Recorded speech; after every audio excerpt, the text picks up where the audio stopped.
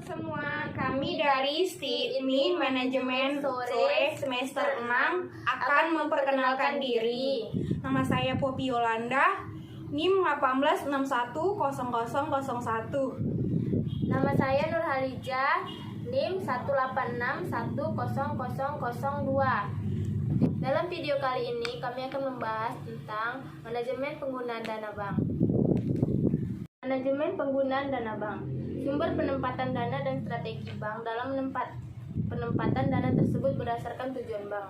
Tujuannya adalah 1. Mencapai tingkat profitabilitas yang besar. 2. Mempertahankan kepercayaan masyarakat dengan menjaga agar posisi likuiditas agar tetap aman.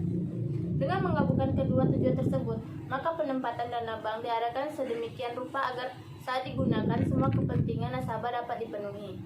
Sedangkan penggunaan dana bank secara umum dibagi menjadi dua bagian, yaitu 1. Aktiva yang tidak menghasilkan, 2. Aktiva yang menghasilkan. Jenis-jenis cadangan bank.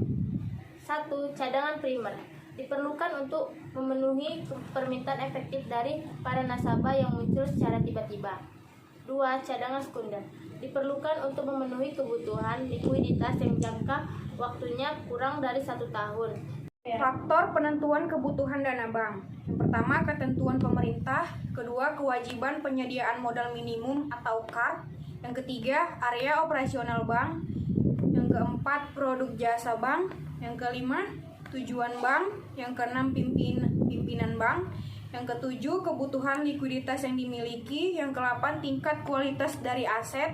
Yang kesembilan, struktur dari tabungan. Yang kesepuluh, tingkat kualitas pemilik bank. Lanjut. Definisi pembiayaan. Dalam arti sempit, pembiayaan dipakai untuk mendefinisikan penandaan yang dilakukan oleh lembaga pembiayaan seperti bank syariah kepada nasabah.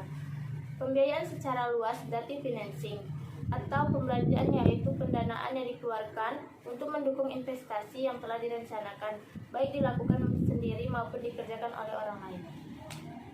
Tujuan pembiayaan. Tujuan pembiayaan berdasarkan prinsip syariah adalah untuk meningkatkan kesempatan kerja dan kesejahteraan ekonomi sesuai dengan nilai-nilai Islam. Pembiayaan tersebut harus dapat dinikmati oleh sebanyak-banyaknya pengusaha yang bergerak di bidang industri, pertanian, dan perdagangan untuk menunjang kesempatan kerja dan menunjang produksi dan distribusi. Keberadaan bank syariah yang menjalankan pembiayaan berdasarkan prinsip syariah bukan hanya untuk mencari keuntungan dan meramaikan bisnis perbankan di Indonesia, tetapi untuk mencapai lingkungan bisnis yang aman. Di antaranya, 1. Memberikan pembiayaan dengan prinsip syariah yang menerapkan sistem bagi hasil yang tidak memberatkan debitur. 2. Membantu kaum duafa yang tidak tersentuh oleh bank konvensional karena tidak mampu memenuhi syarat yang ditetapkan oleh bank konvensional.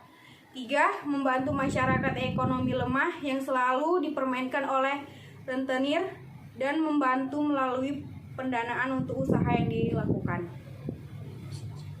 Prinsip pembiayaan. Dalam melakukan penilaian permohonan pembiayaan bank syariah bagi marketing harus memperhatikan beberapa prinsip utama yang berkaitan dengan kondisi secara keseluruhan calon nasabah.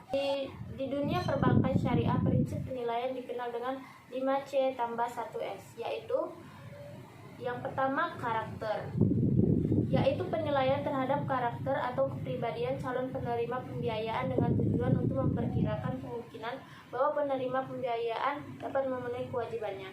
Yang kedua, capacity, yaitu penilaian secara subjektif tentang kemampuan penerima pembiayaan untuk melakukan pembayaran. Yang ketiga, kapital, yaitu penilaian terhadap kemampuan modal yang dimiliki oleh calon penerima pembiayaan yang diukur dengan posisi perusahaan secara keseluruhan.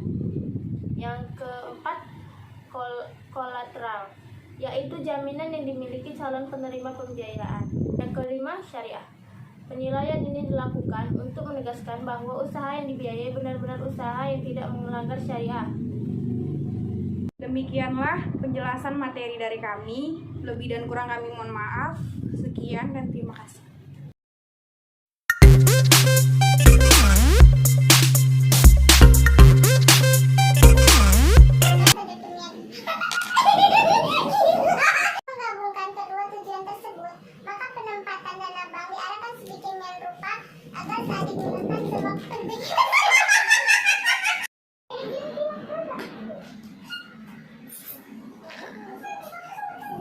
mengagumkan. Halo semua, kami dari manajemen sore.